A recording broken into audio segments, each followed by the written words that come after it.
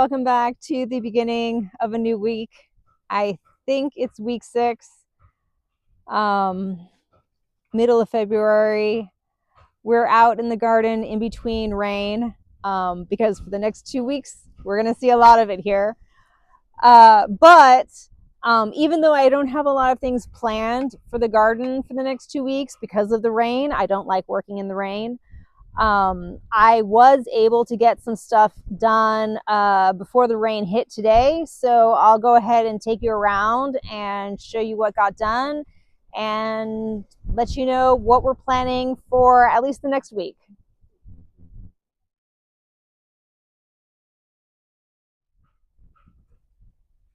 Okay, so out in the garden, really nothing much has been going on. I did spray my garlic because I think I may have mentioned a while ago, my garlic tends to suffer from rust. So if I come down here, this is like a super prime example of rust. All of that orange is not supposed to be there. So I do need to go through and probably like physically trim these, but before the rain, I went ahead and put some Bordeaux mix on them, and I'm hoping that that at least does something. I did also treat the leeks and the shallots. I did not treat that bed at all, but I did treat the garlic that's in this bed. So hopefully the garlic will still be happy. My dad asked about horseradish. I do have horseradish. It's in here. I haven't harvested it yet because I just haven't gotten around to it. It is still, it's starting to grow back from its like crowns. I will try to get in and get some of that out. It's actually more difficult than I anticipated. I thought growing it in a container would be awesome to harvest it, and it's proving not so awesome. But I also know from past experience that horseradish is incredibly invasive to some extent. Like if you leave a tiny little piece of root, it'll last forever. So I have it in containers instead. The big thing, I'll actually walk down the orchard. The big thing that I did, even though you can hardly tell with the trees up here, is that I did actually prune and I sprayed. So starting here I pruned. So this is an apple, and no, this is a pear, and I've pruned the pear, I've pruned the other pear, and I've pruned the 3 apples way down there. I have not pruned my cherries or my plums because I read that apparently I'm not supposed to prune those right now. I'm supposed to wait. So I'm just relying on the internet to be correct in that regard. And I'm letting them hang out. However, I did spray them also with the Bordeaux mix. So hopefully that will help with the fungus. And these trees all got pruned and sprayed with Bordeaux mix. So I'm hoping again that that helps with the fungus. Fungus is absolutely my worst enemy out here because it is just so wet and so humid. In the rest of the yard, I did get some cleanup done. So I don't know if you remember, but like there was a bunch of stuff there. There are a bunch of piles of rocks along the orchard that got cleaned up. And in my seed area, nothing much has really happened, but you can see I actually saved all of the wood from the pears and apples because I will go ahead and let that dry, and then we'll either use it for smoking or for the rats. They like to chew on things like that. My seedling space is definitely being used, and my wasabi over there is actually doing really well. I actually bought it some nutrients because up to now it's just been surviving on tap water in this little like kind of hydroponic system. but it's doing okay. It's just that the leaves aren't as big as I'd like them. So I'm going to try feeding it, and hopefully that'll do better. So typically I don't show you inside, but I wanted to show you this because we're dealing with a lot of like humidity that happens in these really old homes. And with the humidity, like it's pulling up, and obviously we have a giant mold problem there. So we haven't quite decided what we're going to do. I think we've talked about it, and we're going to go ahead and cut the wallpaper off. And then I'm going to use, I might use bleach. It's just that I've read that bleach pretty much just basically bleaches the top layer and doesn't actually get to the root of the mold, which is further into the plaster. So maybe we'll use a combination of like vinegar and bleach. I don't know. I know vinegar is supposed to really penetrate the wall and get down to the root, but pretty much we have like a semi-severe problem there that we need to figure out. We knew it was a problem because we've gotten this this little section here always like gets all funky. We've actually opened up the wall here to look into the wall, and there isn't any obvious issues, but yeah, between the bubbling there and the mold that's happening here, that's definitely something that we need to figure out and address. I also don't often show you up in the attic, but since we're up here, I'll go ahead and show off the fact that yes, this is a very, very old house. It was built in the 1850s. The walls are literally like clay bricks from the local area and timber. But what I wanted to show off was that we actually have lights installed now. So this is our main attic storage space at the moment. And yeah, it still obviously needs a lot of work, but we have shelves here. We have a bunch more shelves that we want to set up kind of all the way around the perimeter. This space is definitely open to the elements. So up there, you can see like that just goes straight out to the air, as does all of this space here. So animals can get in and out. It is by no means insulated.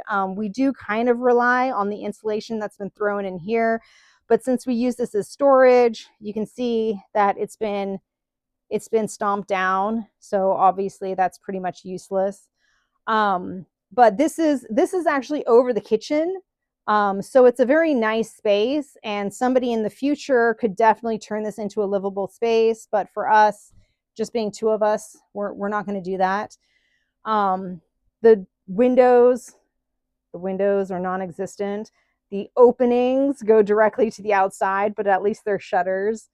And that's the same for that one over there. But yeah, getting lights up here was a big deal. We've also had, I'm not going to go all the way up there, but we've also had lights installed up in this space as well. So this space is above the main entrance. The space that I'm in now is kind of like a secondary storage area.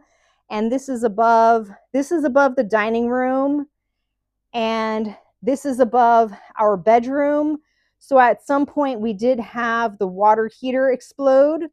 Long story, but this rained into our bedroom, which caused a lot of damage. So that's why like now we have the pan, and we actually have a video surveillance thing to watch it for us. But yeah, all of this area could technically be created, turned into like a livable space, but for us, we're not doing it. But all the area there is exposed to the outside, and the window on this is just literally an opening with a shutter. So if I open that up, I could literally walk out the window. And yeah, you can kind of see some of the cool remnants of before. So like this used to be an opening into the front room. And actually this door here used to be an opening like that door that I just showed you. And it used to only come here. So one of the things that we did when we moved in was that there was originally just this tiny opening to get into this space. So we actually had somebody come out and dovetail in this upper beam so that the door is actually like a human entrance door rather than a tiny little hobbit door. And the last thing that I wanted to show off was my little makeshift like greenhouse here. Originally, I was going to have this out in the carport, but then I decided at least in here it stays kind of warm. I have my heat mats. I have my heat mats here, so I have things starting in their trays here. And I also have a heat mat going on here with some things happening in there. And as they germinate and come off the heat mats, I move them here so they have some light. These are leeks. Those are onions. And then every day, because they have to grow towards the light, I have to rotate their trays. These are my eggplants that I started today. So these 3 varieties, we're going to try to get to fruiting stage. I've never actually successfully gotten my eggplants to fruit for me because I've typically started them way too late. So I figure starting them beginning of February is a month earlier than I started them last year. So we'll see what happens. And things up here, we have lemongrass in these. I recently planted parsley, so we have some parsley going here. And the other week, I planted the celeriac, but that has not germinated yet. So I'm still waiting for that to come up.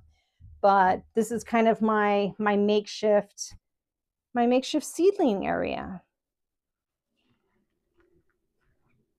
And then in wrap-up news, the blue car, I think, is still driving. Red car is still defunct. I got around to planting out my peony garden, which is exciting. The hammering is Francis in his forge. But yeah, so this is the flower garden. The mounds here are the peonies that I purchased. So those are hanging out. I do have plans to finish this little quadrant, but the rest of the space is pretty much done. It needs some love, but this is a space that already had like the strawberries, cosmos, dahlias, some lilies over there, and we'll see what happens. And then over here I have like the saffron crocus babies that are kind of in nursery here. I have some lilies that are coming up along there. I have my marguerite, which I actually harvested from the wild and realized that it takes over like crazy. So I might actually try to remove that. But this is the flower garden, or what will eventually become the flower garden. The chickens are definitely enjoying their little makeshift baby bath with their bathing ash and stuff. It's literally like the only dry place for them right now. So they're super enjoying that. But I'll go ahead and take you in and show you the inside.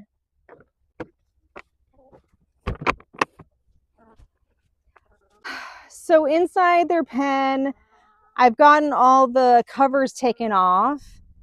And there's good and bad news. Literally, all the girls are like, where's our food? Where's our treats? That's like the only time I come in here is to give them treats. So they're very they're very much expecting something. Um, the good news is the citrus survived. With -7, that's kind of borderline for some of these. This is my Tahitian lime.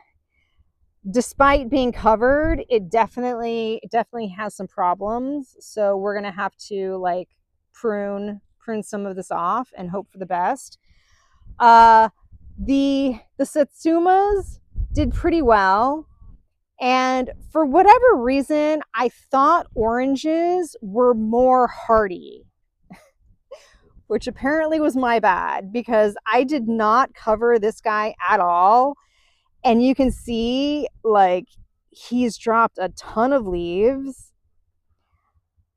Like both of his dominant leader growth points are kaput. And there's actually like scale on here. I mean, all three, like even this leader down here is super brown and dead. I'm hoping I didn't kill it completely. If I did, we'll just start over and plant something else. But in the meantime, this guy has definitely seen better days.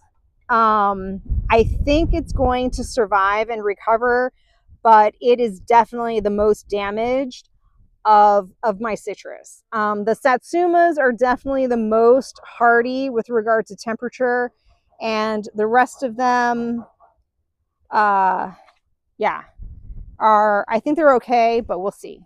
Oh, and P.S. I do have a passion fruit in here. It was covered, which I uncovered, and it's also been pretty devastated by the cold weather. So I need to come and kind of evaluate what to do with him because he's got some issues. I'm hoping that the rootstock has survived and it'll grow from that, but we shall see.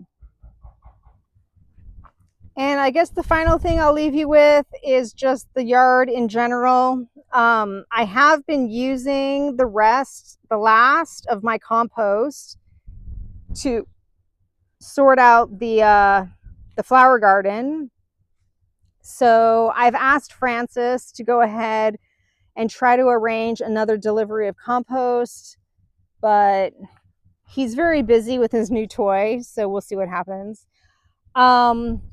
The paillage, the mulch, I can get delivered on my own because I work directly with that guy and he knows me and my very, very poor French. So I can order more if I need to, but so far this has been working out well. I've been going through and kind of like remulching things as needed, but we'll see what happens. And the last thing that I did this week was I went ahead and sorted out this row here, which I had dug up to kind of create an easier place for the water to flow that's not inside the pen. So all of this space has now been kind of like tilled, for lack of a better term. And my idea is that this whole area this year is going to have the potatoes. So last year I tried to plant the potatoes in these containers, but I was using just my compost. So it's super, it's very, very dense and the potatoes didn't like it. So my idea is this year, I'm not necessarily going to use these containers because they're quite tall, but I'm using a mix that is a lot lighter. So it's got a lot of this perlite added to it.